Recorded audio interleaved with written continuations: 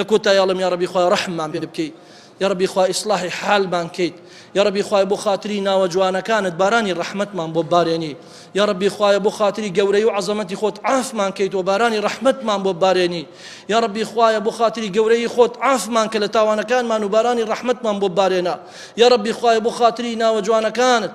توبة كان من قبول كوباراني رحمت من ببارينا ويا ربي خوايا ليت أبارينا وبو خاطري قوري وعظمتي خود فرمانكي كبو شويتو ببرسين كبي رازيت كجير رزامندي تويا يا ربي خوايا بو خاطرينا وجوانا كان ما بو خاطرينا وجوانا كان الدام مزراو مانكي لسر سنتي بيغمبر صلى الله عليه وسلم يا ربي خوايا بمان قريني تو قرانويشي جوان بو سر دينكت يا ربي خوايا توبة كان من قبول كيت يا ربي خويا لسر لا إله إلا الله بمان جيني ولسر لا إله إلا الله بمان مريني ويا ربي خويا لسر توحيد والسنة دا مزراو مانكيت ويا ربي خويا ليت أبارينو هر مالك نخوشي تايا خويا شفاي عاجل بو بنيري ويا ربي خويا هر مالك مسلمان قرزار دانوي قرزك بو آسانكي ويا ربي خويا هر مالك مسلمان شر وشيشو آجاوي تدايا يا ربي خويا آشتيان كي تولقل يكتري وإصلاح حاليان كي ويا ربي خويا هر مالك ركتي عزبي تدايا شاوين لزواج ونكاحة يا ربي خويا قسمتي زواج ونكاح يا ابو آسانكي ويا ربي خويا هر مالك منالي النابي دواي منال لكن خويا منالي صالحان يا بخشي ويا ربي خويا هر قليك هر شعبك هر ملتك